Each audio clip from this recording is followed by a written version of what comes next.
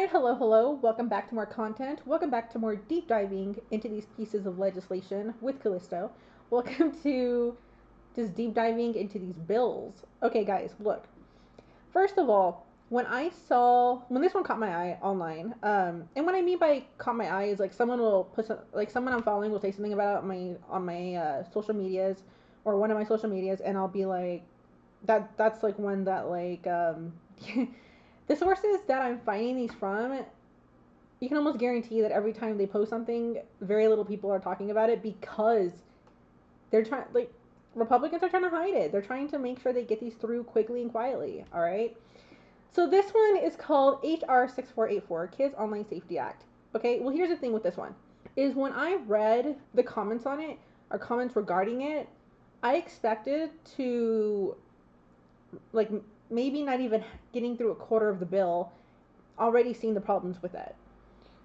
No, actually, this bill is so fucking just weird because there are some there are some upsides. There are some positives to it, or like the intentions kind of positive, but when really you start asking certain questions, the answers you're getting or the answers I'm getting aren't good, aren't reassuring. And I'll get more into that as we go through here.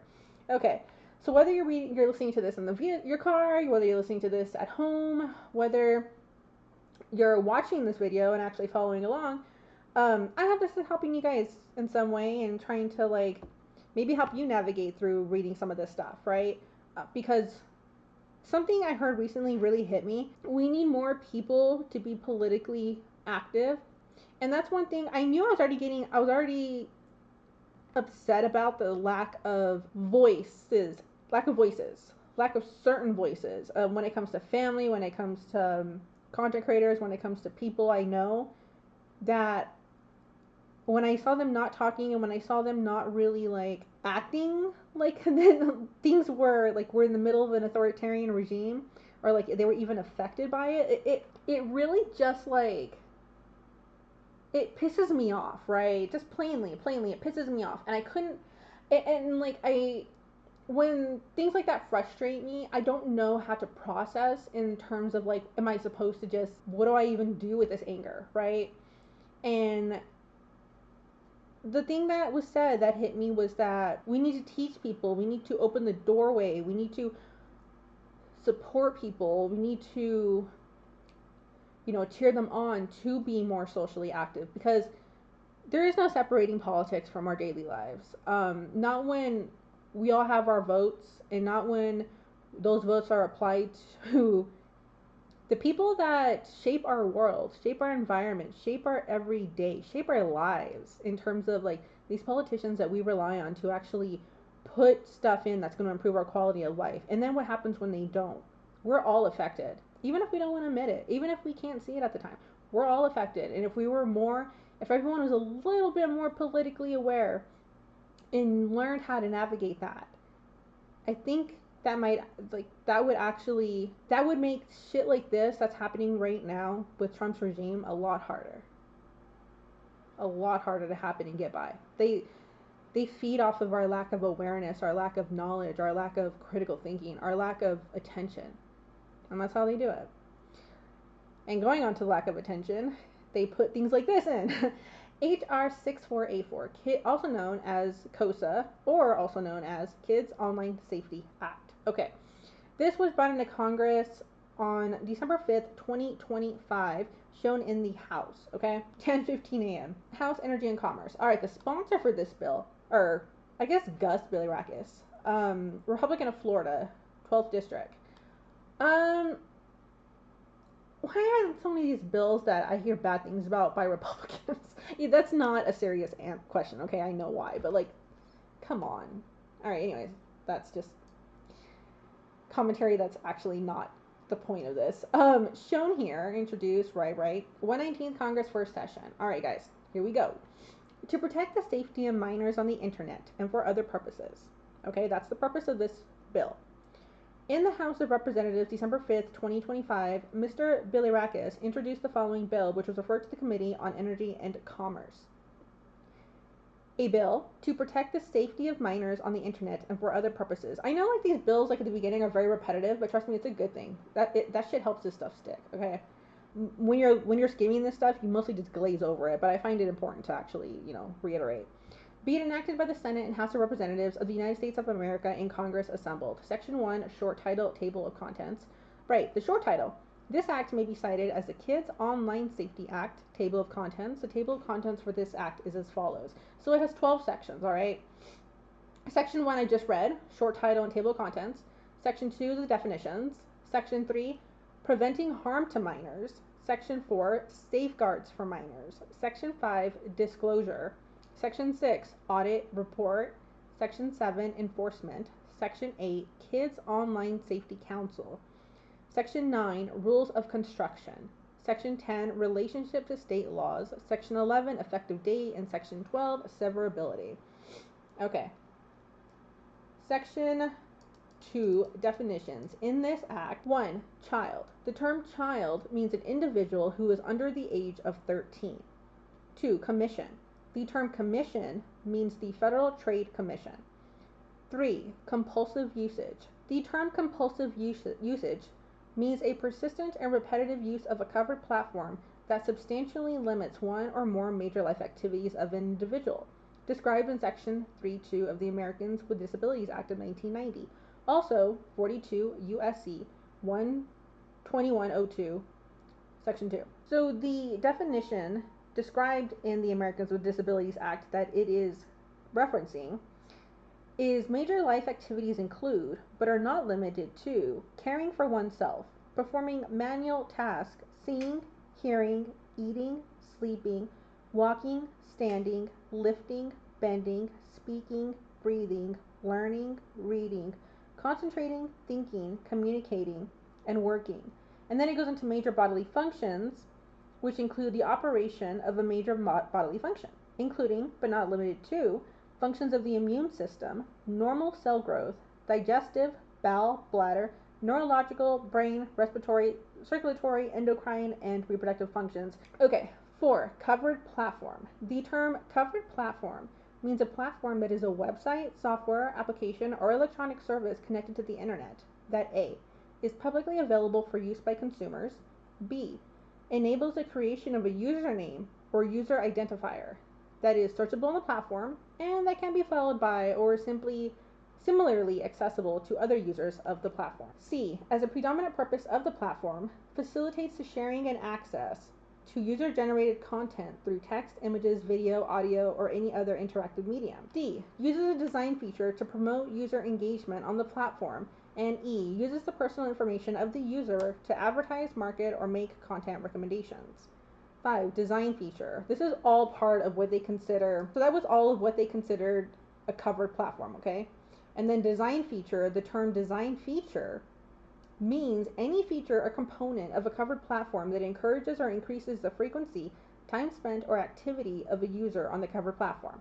And B, includes any of the following: infinite scrolling or autoplay, rewards or incentives based on the frequency, time spent, or activity of a user on the covered platform, notifications and push alerts, badges or other visual symbols based on the frequency, time spent, or activity of a minor on the covered platform, appearance altering filters. Guys, I know like definitions are just like the most boring thing to go over, but like for purposes of these bills, I find it's very important to at least have heard it, right? So I hope this helps. So 6, no, knows. The term know or knows means to have actual knowledge or have acted in willful disregard. Minor. The term minor means an individual who is under the age of 17. 8, narcotic drug. The term narcotic drug has the meaning given that term in Section 102 of the Controlled Substances Act, 21 U.S.C. 802. So, narcotic drug in that act, in the Controlled Substances Act, means any of the following, whether produced directly or indirectly by extraction from substances of vegetable origin, or independently by means of chemical synthesis, or by a combination of extraction and chemical synthesis. And these include opium, opioids, derivatives of opium and opioids, including their isomers, esters, ethers, salts, and salts of isomers, esters, and ethers. Whenever the existence of such isomers, esters, ethers, and salts is possible within the specific chemical designation, oh my god, such term does not include the isoquinoline alkaloids of opium, poppy straw and concentrate of poppy straw, coca leaves, except coca leaves and extracts of coca leaves from which cocaine, ecgonine, and derivatives of ecgonine or their salts have been removed. Or not ecgonine, ecgonine. It's ECGONINE for those who might actually know how to better pronounce it than me. Cocaine, its salts, optical and geometric isomers, and salts of isomers. Ecgonine, its derivatives, their salts, isomers, and salts of isomers. Any compound, mixture, or preparation which contains any quantity of any of the substances referred to in subparagraphs A through E. Okay, number 9, back to the bill. Parent. The term parent means the legal guardian of a minor. 10. Personal information. The term personal information has the meaning given that term in Section 1302 of the Children's Online Privacy Protection Act of 1998, also called 15 U.S.C. 6501. Okay? So the term personal information in the Child's Online Privacy Protection Act means individually identifiable information about an individual collected online, including your first and last name, a home or other physical address, including street name and name of a city or town, an email address, a telephone number, a social security number, any other identifier that the Commission determines permits the physical or online contacting of a specific individual, or information concerning the child or the parents of that child that the website collects online from the child and combines with an identifier described in this paragraph. Physical violence. The term physical violence has the meaning given the term crime of violence under Section 16 of Title 18 United States Code. Let me say that again. Physical violence. The term physical violence has the meaning given the term crime of violence under Section 16 of Title 18 United States Code. The term crime of violence means an offense that has an element, the use, attempted use, or threatened use of physical force against the person or property of another, or any other offense that is a felony and that by its nature involves a substantial risk that physical force against the person or property of another may be used in the course of committing the offense. So instead of going back, in case you're actually watching the visual part of this, I'm not bringing up the references like on the screen because I kind of want us to be a little more focused, but I am going to read them to you guys so you guys still know what they're referencing, okay? Probably should have said that early on, but that's how I'm going to kind of go about it. Unless you know, you're here, you're watching, you're listening, and you're like, you know what, this might help me understand a little bit better. Can you do it this way? Or can you try, you know, can you try doing this so I can understand it better? Like, those kind of things. Feel free to leave in the comments. Feel free to suggest. I'll try my best to accommodate everybody, or to accommodate as much as I can. But yeah, part of this is so you guys understand too, right?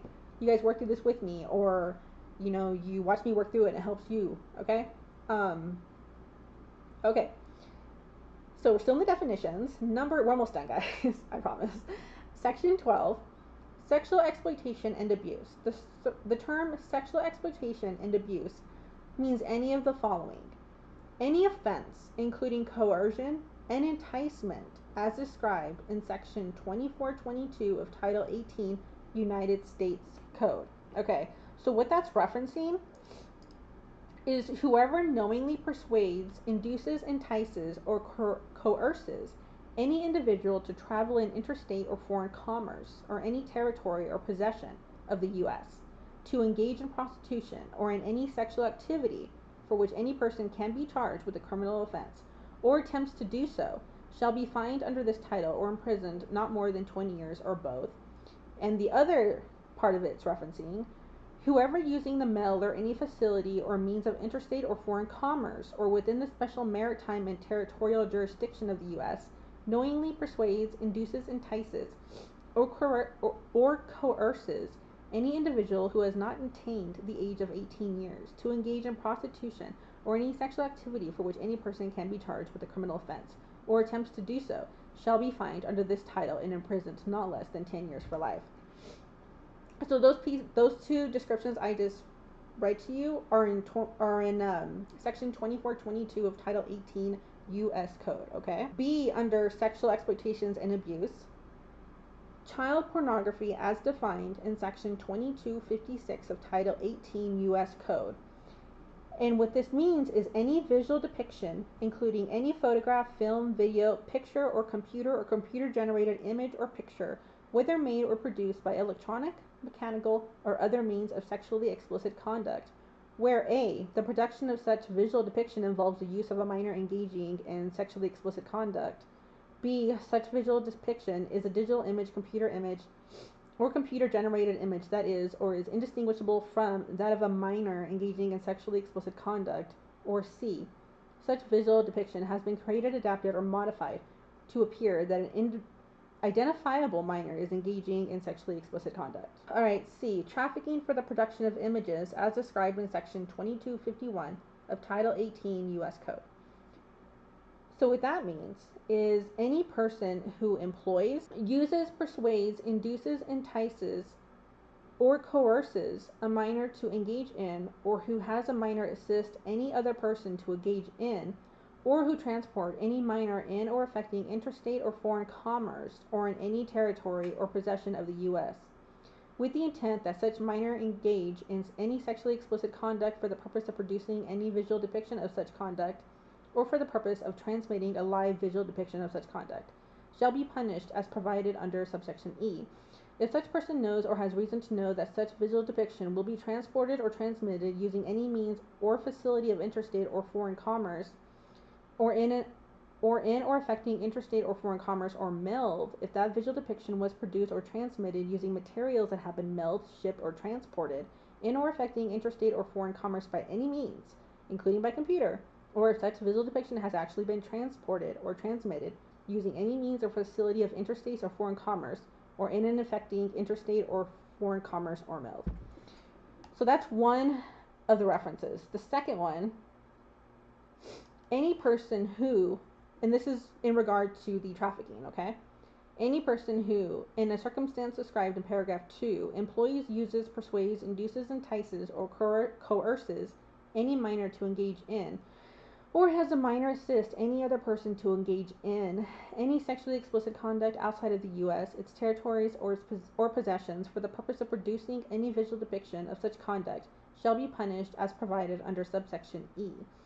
The circumstance referred to in paragraph 1 is that the person intends such visual depiction to be transported to the U.S., its territories, or possessions by any means, including by using any means or facility of interstate or foreign commerce, or mail, or the person transports such visual depiction to the U.S., its territories, or possessions by any means, including by using any means or facility of interstate or foreign commerce, or mail.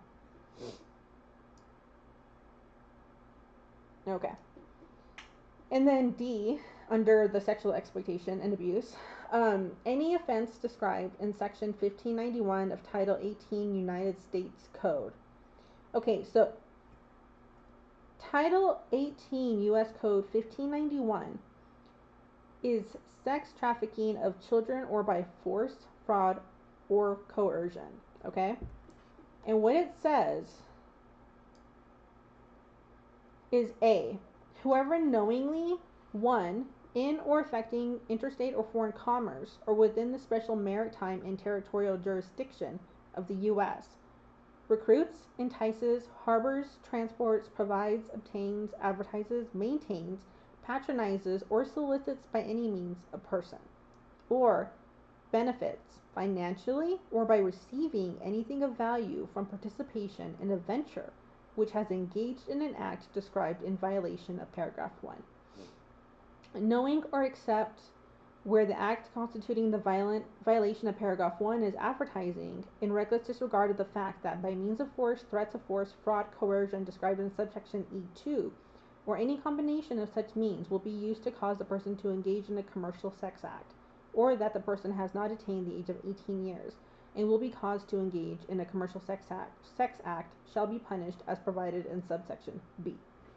And then subsection B, the punishment for an offense under subsection A is 1. If the offense was effected by means of force, threats of force, fraud, or coercion described in subsection E2, or by any combination of such means, or if the person recruited, enticed, harbored, transported, provided, obtained, advertised, patronized, or solicited had not attained the age of 14 years at the time of such offense, by a fine under this title and imprisonment for any terms of years not less than 15 or for life. Or 2, funny though, isn't it? Just seeing that and then seeing what they actually get sentenced to in real life is nowhere near that.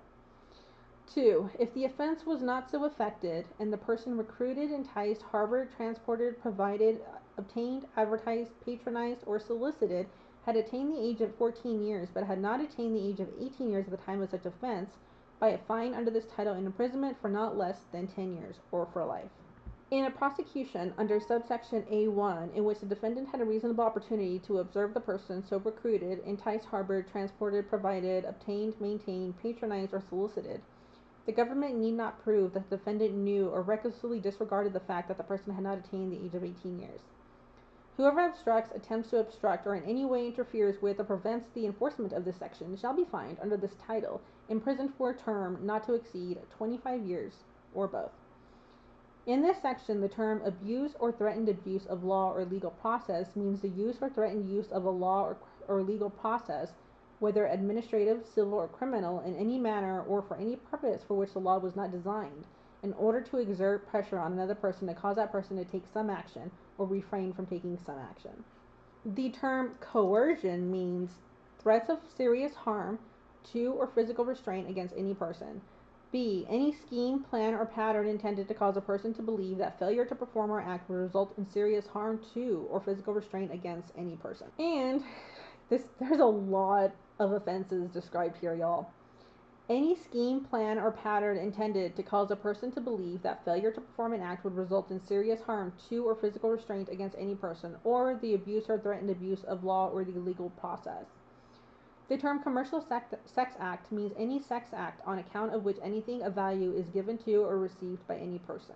The term participation in a venture means knowingly assisting, supporting, or facilitating a violation of subsection A1. The term serious harm means any harm, whether physical or non-physical, including psychological, financial, or reputational harm, that is sufficiently serious under all the surrounding circumstances to compel a reasonable person of the same background in the same circumstances to perform or to continue performing commercial sexual activity in order to avoid incurring that harm. 13. State. The term state means each state of the U.S., the District of Columbia, each commonwealth, territory, or possession of the U.S., and each federally recognized Indian tribe. 14. User. The term user means with respect to a covered platform, an individual who registers an account or creates a profile on the covered platform. 15. Verifiable parental consent. The term verifiable parental consent has a meaning given that term in Section 1302 of the Children's Online Privacy Protection Act of 1998, also called 15 U.S.C. 6501. The term verifiable parental consent in the Children's Online Privacy Act means any reasonable effort taking into consideration available technology, including a request for authorization for future collection, use, and disclosure described in the notice to ensure that a parent of a child receives notice of the operator's personal information collection, use, and disclosure practices, and authorizes the collection, use, and disclosure as applicable of personal information and the subsequent use of that information before that information is collected from that child. So that's the last of the definitions. I know, that was a hefty one. Okay, Section 3, preventing harm to minors. Okay, so this is getting into the bill now. The nitty gritty of the bill, right? A, in general, a covered platform shall establish, implement, and remember, okay, before I get started on this, remember, this is what they're wanting to implement, okay? A, in general, a covered platform shall establish, implement, maintain, and enforce reasonable policies practices, and procedures that address the following harms to minors. 1. Threats of physical violence. 2. Sexual exploitation and abuse. 3. Distribution, sale, or use of narcotic drugs, tobacco products, cannabis products, gambling, or alcohol. 4. Any financial harm caused by deceptive practices. B. Considerations. The policies, practices, and procedures required under subsection A shall be appropriate to each of the following. 1. The size and complexity of the covered platform. 2. The technological feasibility of addressing the harms described in subsection subsection A. C. Rules of construction. 1. Search for information and resources permitted. Nothing in subsection A may be construed to require a covered platform to prevent or preclude any minor from A. Deliberately and independently searching for or specifically requesting content, or B. Accessing resources and information regarding the prevention or mitigation of the harms described in subsection A.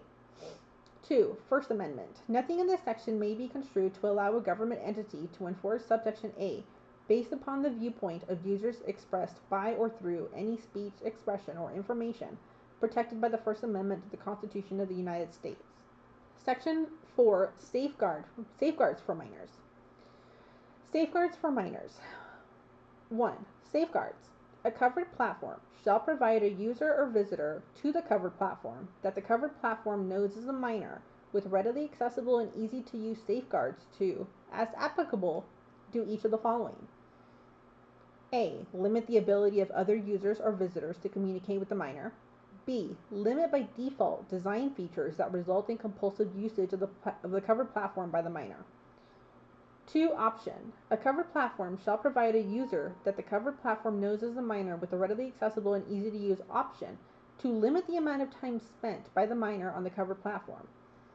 3. Default safeguard settings for minors. A covered platform shall provide that, in the case of a user or visitor that the platform knows is a minor, the default setting for any safeguard described under paragraph 1 is the option available on the platform that provides the most protective level of control that is offered by the platform with respect to privacy and safety for that user or visitor.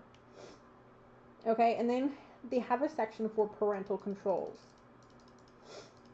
1. Tools. A covered platform shall provide readily accessible and easy to use parental tools for parents to support a user that the platform knows is a minor with respect to the use of the platform by that user.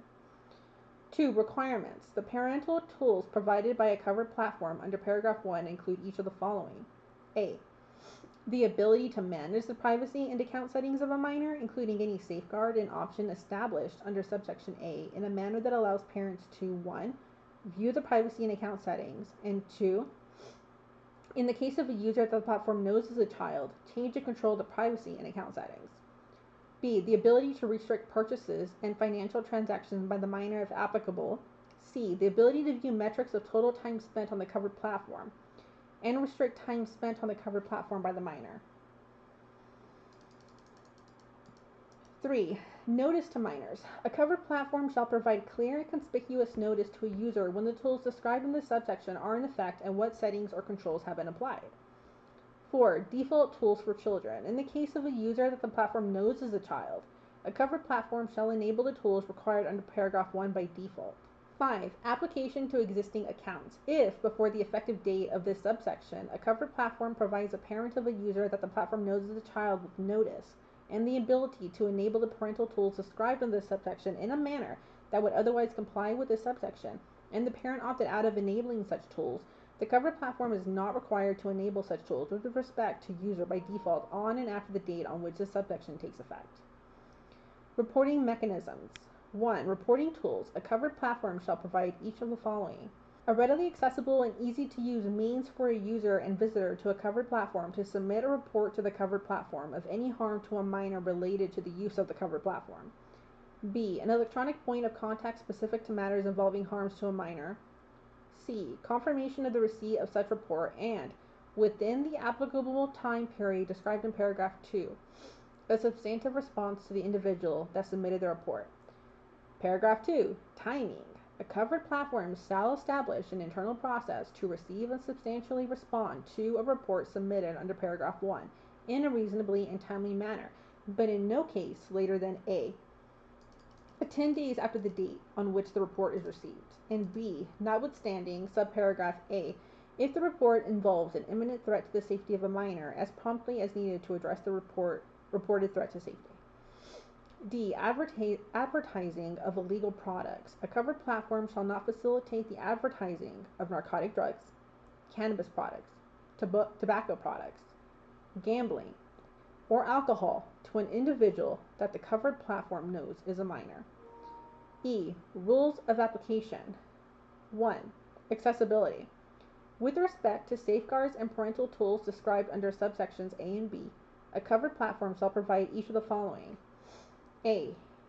Information and control options in a clear and conspicuous manner that takes into consideration the differing ages, capacities, and developmental needs of the minors most likely to access the covered platform, and does not encourage minors or parents to weaken or disable safeguards or parental tools. B. Readily accessible and easy to use controls to enable or disable safeguards or parental tools as appropriate. C. Information and control options in the same language, form, and manner as the covered platform provides the product or service used by minors and their parents. Timing considerations, application of changes to offline devices or accounts. If the device of a user or user account does not have access to the internet at the time of a change to parental tools, the covered platform shall apply the changes the next time the device or user is connected to the internet.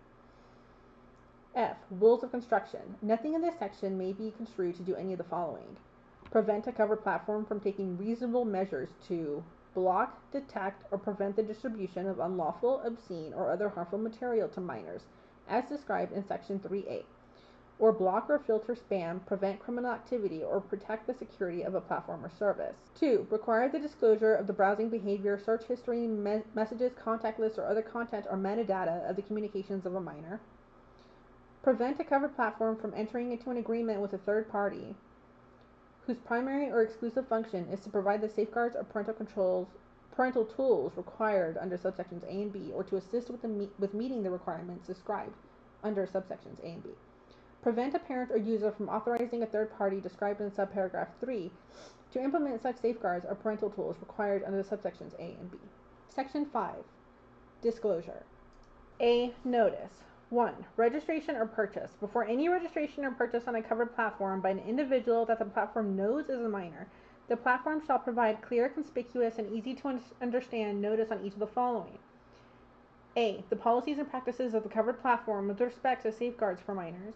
B. Information about how to access the safeguards and parental tools required under Section 4. Notification. Notice and acknowledgement. In the case of an individual that a covered platform knows as a child, the platform shall provide information about the parental tools and safeguards required under Section 4 to a parent of the child and obtain verifiable parental consent.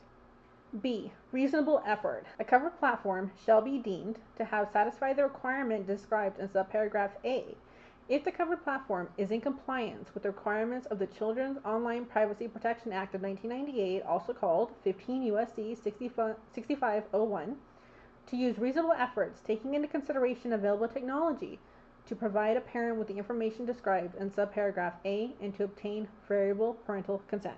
3. Consolidated notices.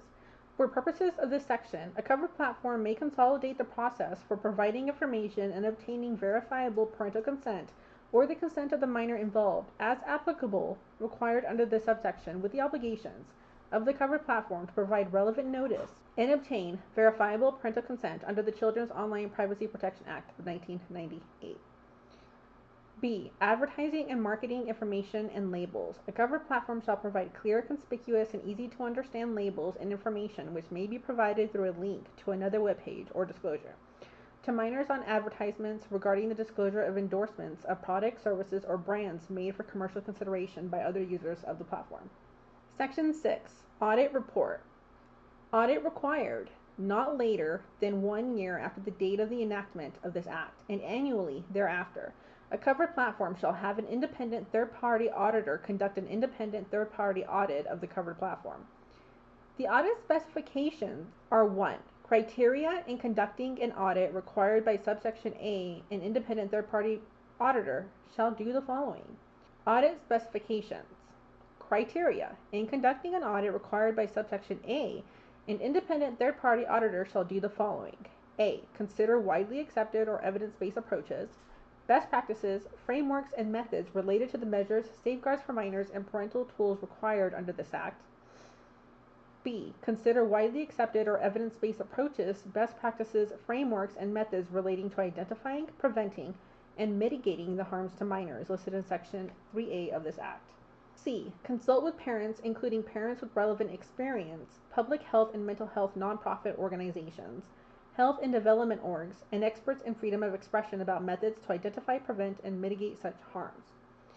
2. Contents. An audit required by subsection A shall include the following. A. An assessment of the extent to which the relevant covered platform is likely to be accessed by minors, including differences between children and teens. B. An account of the following. The number of users using such platforms that such covered platform knows to be minors located in the U.S. The median and mean amounts of time spent on such covered platform by such users during the year in which such audit is conducted. A description of the policies, practices, and procedures implemented to address the harms described in Section 3. The number of times that the safeguards for minors described in 4A have been exercised during the year in which such audit is conducted. The number of times that the parental tools described in Section 4B have been exercised during the year in which such audit is conducted. The number of reports received by such covered platforms through the reporting mechanism described in Section 4C during the year in which such audit is conducted. A description of such safeguards for minors and parental tools that are available to minors and parents on such covered platforms. A description of how such covered platform handles reports received through such reporting mechanism, including the rate of response to such a report and the timeliness and substantiveness of any such response. A description of whether, how, and for what purpose such covered platform collects or processes categories of personal information of minors. If the covered platform has a process used to create, implement, or evaluate the impact of a design feature of the covered platform used by minors, a description of such process. Cooperation by covered platform. A covered platform shall facilitate an audit of the covered platform acquired by subsection A by doing the following. Provide or otherwise make available to the independent third-party auditor that conducts such audit all information and materials in the possession, custody, or control of such covered platform relevant to such audit. B. Provide or otherwise make available to such auditor access to all network systems and assets relevant to such audit. C. Disclose all material facts to such auditor and not misrepresent any material facts. And then C. Report to Commission. Not later than 30 days after the date on which an audit required by subsection A is completed, the relevant covered platform shall submit to the Commission the results of the audit. Okay, so we get to Section 7, Enforcement. Enforcement by Commission, okay? These are the roles or the reach the Commission is given. 1. Unfair or deceptive acts or practices. A violation of this act shall be treated as a violation of a regulation under Section 18A1B of the Federal Trade Commission Act, also called 15 U.S.C. 57AA1B, regarding unfair or deceptive acts or practices. So for clarity, unfair or deceptive acts or practices, rulemaking proceedings. The authority of Commission to prescribe rules and general statements of this policy. 1. Except as provided in subsection H, the Commission may prescribe interpreted rules and general statements of policy with respect to unfair or deceptive acts or practices in or affecting commerce. Rules which define with specificity acts or practices which are unfair or deceptive acts or practices in or affecting commerce, except that the Commission shall not develop or promulgate any trade rule or regulation with regard to the regulation of the development and utilization of the standards and certification activities pursuant to this section. Rules under this subparagraph may include requirements prescribed for the purpose of preventing such acts or practices. Powers of Commission. The Commission shall enforce this act in the same manner by the same means and with the same jurisdiction, powers, and duties as though all applicable terms and provisions of the FTC Act, of the Federal Trade Commission Act, also called 15 U.S.C. 41, were incorporated into and made a part of this act. Any person who violates this act shall be subject to the penalties and entitled to the privileges and immunities provided in the Federal Trade Commissions Act. B. Actions by states. In general, in any case in which the Attorney General of a state or an official or agency of a state has reason to believe that an interest of the residents of such state has been or is threatened or adversely affected by an act or practice in violation of this act, the state as parents patriae may bring a civil action on behalf of the residents of the state in an appropriate state court or an appropriate district court of the U.S. to A. Enjoin such act or practice. B. Enforce compliance with this act. C. Obtain damages, restitution, or other compensation on behalf of residents of the state. Or obtain such other legal and equitable relief as the court may consider to be appropriate. 2. Notice. Before filing an action under this subsection, the Attorney General, official, or agency of the state involved shall provide to the Commission a written notice of such action and a copy of the complaint for such action. If the Attorney General, official, or agency determines that it is not feasible to provide the notice described in this paragraph before the filing of the action, the AG, official, or agency shall provide written notice of the action and a copy of the complaint to the Commission immediately upon the filing of the action. Authority of Commission. A. In general, on receiving notice under paragraph 2 of an action under this subsection, the Commission shall have the right to 1. Intervene in the action, 2. Upon so intervening, to be heard on all matters arising therein, and to file petitions for appeal. B. Limitation on state action while federal action is pending. If the Commission or the AG of the United States has instituted a civil action for violation of this act referred to in this subparagraph as a federal action, no state attorney general, official, or agency may bring an action under this subsection during the pendency of the federal action against any defendant named in the complaint in the federal action for any violation of this act alleged in such complaint.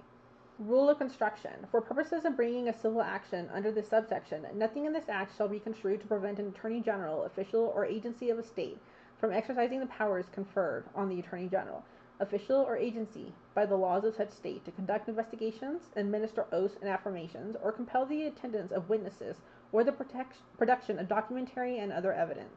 Okay, let me read that again. Rule of construction. For purposes of bringing a civil action under this subsection, nothing in this act shall be construed to prevent an attorney general, official, or agency of a state from exercising the powers conferred on the attorney general, official, or agency by the laws of such state to conduct investigations, administer oaths and affirmations, or compel the attendance of witnesses or the protection of documentary and other evidence. Interesting. Okay. Section 8. Kids Online Safety Council. A. Establishment. The Secretary of Commerce shall establish a Kids Online Safety Council, in this section referred to as the Council. B. The duties of this council shall be to submit to Congress reports with recommendations and advice on matters related to the safety of minors online, including the following. 1. Identification of risk, including emerging risk for minors who engage with covered platforms. And identification of the benefits for minors who engage with covered platforms. Recommendations with respect to methods for assessing, preventing, and mitigating harms to minors online. Recommendations with respect to methods and themes for research regarding harms to minors online. Recommendations with respect to best practices and clear consensus-based standards for the reports and audits required under this act, including best practices and standards with respect to criteria, methods, and scope that promote accountability. C. Participation. In appointing members under subsection C, the Secretary shall seek to ensure that the Council includes representatives of the following. Academic experts with specific expertise in the prevention of harms to minors online. 2. Researchers with specific expertise with respect to social media. 3. Parents and minors with demonstrated experience with respect to the safety of minors online. I wonder who would fall under that. 4. Educators with demonstrated experience with respect to the safety of minors online. 5. Covered platforms. 6. Expert in academia and civil society with specific expertise in constitutional law, privacy, free expression, access to information, and civil liberties. 7. State attorneys, general or designees thereof who work in state or local government. Timing of appointments. Each appointment under subsection C shall be made not later than the date that is 180 days after the date on which the act takes in effect, as specified in section 14. Terms of vacancies. Each member okay, I can already tell you that there are some red flags that I will talk about after this. This is a big one. E. Terms. Vacancies. Each member of the council shall be appointed for the life of the council and a vacancy of the council shall be filled in the manner in which the original appointment was made. Chair, Vice Chair. The council, once fully appointed, shall select a chair and vice chair of the council. Final report, not later than 3 years after the date on which this act takes effect, as specified in section 14. The council shall submit to Congress a final report that includes the following: a detailed statement of the findings and conclusions of the council with respect to the recommendations and advice described in subsection B, the dissenting opinions of any member of the council who does not support the findings and conclusion described in paragraph 1, any recommendations for legislative or administrative actions to address the online safety of minors. Termination. The council shall terminate on the date that is 30 days after the date on which the council submits the final report of the council under subsection H. I. Non-applicability of FACA, Chapter 10 of Title 5, United States Code, does not apply to the council. The findings and declarations from that reference are findings. Congress finds that there are numerous committees, boards, commissions, councils, and similar groups which have been established to advise officers and agencies in the executive branch of the federal government that they are frequently a useful and beneficial means of furnishing expert advice, ideas, and diverse opinions to the federal government. B. Findings and declarations. Congress further finds and declares that 1. The need for many existing advisory committees has not been adequately reviewed. New advisory committees should be established only when they are determined to be essential, and their numbers should be kept to the minimum necessary. 3. Advisory committees should be terminated when they are no longer carrying out the purposes for which they were established. 4. Standards and uniform procedures should govern the establishment, operation, administration, and duration of advisory committees. Standards and uniform procedures should govern the establishment, operation, administration, and duration of advisory committees. 5. Congress and the public should be kept informed with respect to the number, purpose, membership, activities, and cost of advisory committees. Again, Congress and the public should be kept informed with respect to the number, purpose, membership, activities, and cost of advisory committees. And the function of advisory committees should be advisory only, and all matters under their consideration should be determined in accordance with law by the official agency or officer involved. So these findings and declarations is actually apparently do not apply to the council. Like that's what it's saying. Federal advisory committees. So I'm looking at the findings and declarations section of this. So you're telling me, as well as, all of this, the rest of this, responsibilities of the president, administrator, you're telling me all of that doesn't apply to the council listed in here. Okay, interesting. Section 9, Rules of Construction. A. Relationship to other laws. Nothing in this act may be construed to limit or impair the Children's Online Privacy Protection Act of 1998 or any rule or regulation promulgated under such act, authorize any action in conflict with Section 18H of the Federal Trade Commission Act, expand, limit the scope of, or alter the meaning of Section 230 of the Communications Act of 1934. Do you mean the Communications Act that they want to abolish? Okay. B. Compliance. Nothing in this act may be construed to restrict the ability of a covered platform to 1. Cooperate with a law enforcement agency regarding activity that the covered platform reasonably and in good faith believes may violate a federal, state, or local law, rule, or regulation. 2. Comply with a lawful civil, criminal, or regulatory inquiry, subpoena, or summons from a federal, state, local, or other government authority. 3. Investigate, establish, exercise, respond to, or defend against a legal claim. 4. Prevent, detect, or respond to security incidents, identity theft, fraud, harassment, or any other malicious, deceptive, or illegal activity. Or 5. Investigate or report an individual or entity responsible for any activity described in paragraph 4. C. Protections for privacy. Nothing in this act may be construed to require the affirmative collection of any personal information with respect to the age of users that a covered platform is not already collecting in the normal course of business. C. Protections for privacy. Nothing in this act may be construed to require the affirmative collection of any personal information with respect to the age of users that a covered platform is not already collecting in the normal course of business. Alright, Section 10, Relationship to State Laws. No state or political subdivision of a state may prescribe, maintain, or enforce any law, rule, regulation, requirement, standard, or other provision having the force and effect of law if such law, rule, regulation, requirement, standard, or other provision relates to the provisions of this act. Section 11, effective date. Except as otherwise provided in this act shall take effect on the date that is 18 months after the date of the enactment of this act. And then section 12, severability. If any provision of this act or the application of this act to any person or circumstance is held invalid, the remaining provisions of this act and the application of this act to other persons or circumstances shall not be affected. Okay, so there's a lot here. All right, first of all, it includes online protections for what kids can access, right? Okay, so we think of that, but then we also think, you also have to question, God, there's so much here. Okay, the federal involvement of regulations on what children can access online, because you're getting the federal government involved in this. And when I initially read through this, I do think, okay, I can see some of this trying to protect what children are exposed to online, right? Or children and what are also labeled as minors. Okay. That in itself isn't a bad thing. Of course, right? Because as parents, most parents, you all want to protect your kids. Is a good way to do that by allowing the federal government legislation that grants them access to regulate what kids can see online. Because yes, it does allow for some parental protection or parental controls, as the bill has stated, but we don't know to the extent, of course, like what the parental controls are going to look like, how much power they have versus how much power the parents are going to have via these parental controls, right?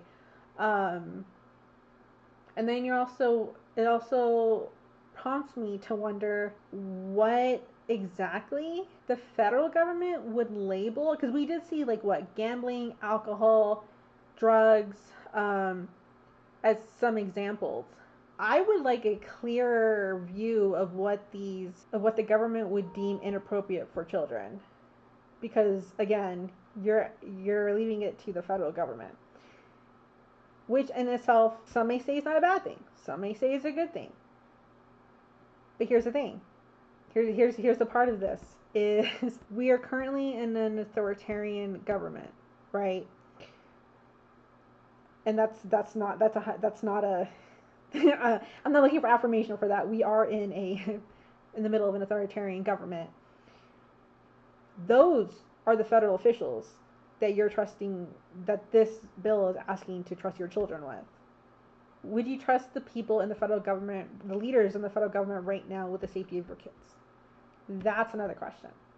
Because something like this piece of legislation, I would have a different perspective in if it were actually brought forth by a government that does prioritize the safety of its citizens, that isn't currently helping conduct a genocide, that isn't trying to start another war, that isn't extraordinarily racist, that isn't a pedophilic elite, okay? But context matters here.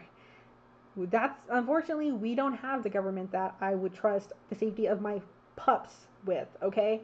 Let alone the safety of human freaking beings, human children, okay? So the fact that this is brought in by a Republican in Florida just prompt me to question intent, okay? Because you're not bringing forth a bill that in order to protect minors, we're going to monitor or bring harsher punishments or rehabilitation to sex offenders, okay? You're putting the controlling mechanism on the victims, on the would-be victims here, not on the perpetrators. So, like, what's the point of putting so many safeguards, or I say, like, I don't really believe there are safeguards for kids through this act. It just brings a lot of questions. There's so much of this that needs clarification before you can even say this is a bill that I would trust to pass and give more power and regulation to the federal government. Okay, like, I can see where the panic for this piece of legislation is coming from. But like I said, timing matters. I think the timing of this bill is very suspicious. I think the timing of this bill should not be ignored. Okay? I think that because of the timing, because of who's in charge of the government right now, I think that more than ever, you need to question the intent behind this. I feel like there's something here that we're not seeing, right? I feel like there's something underneath this because it just doesn't add up. All right, you got a Republican from Florida wanting to pass a bill for the federal government to have more control over what your kid is exposed to online, okay? And what I find very interesting in here as well, by the way, is what they put under preventing harm to minors. While I completely agree with this, we're also talking about a federal government right now that does not believe that they should be accountable for doing this themselves to minors. Okay, so I think that that's very odd. It's very suspicious. It's very. I feel as comforted with all that context. I feel as comforted by seeing this bill as I felt comforted by Christian nationalists trying to bring religion back into school for family values, okay? And in case you don't understand what I mean by that, I don't feel comfortable whatsoever or reassured whatsoever, okay? But that's just my opinion.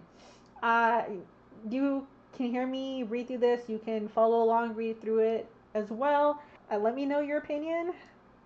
Again, let me know if there's something in here that you thought I didn't really highlight well or you thought I missed.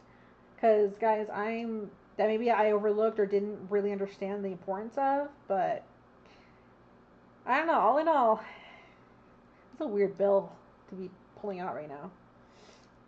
But, anyways, guys, I hope you enjoyed.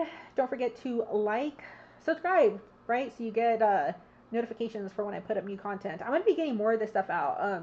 As we go, I'm hoping to get through more of this and more of this and more of this. I'm trying to set up a good structure so I can actually fit in the time to get this done. But this was not the one I was going to go to next, but I'm glad I did because this is not being talked about enough. This is not being questioned in the mainstream sphere enough. None of this stuff, I'd probably say like 80%, just off the top of my head. That's like how it feels to me. It's like 80% of these bills we never like really hear about or really understand well, you know. Not until they're already through and we see what comes of it, which, you know. Anyways, guys, again, thank you for watching, and I'll see y'all in the next video.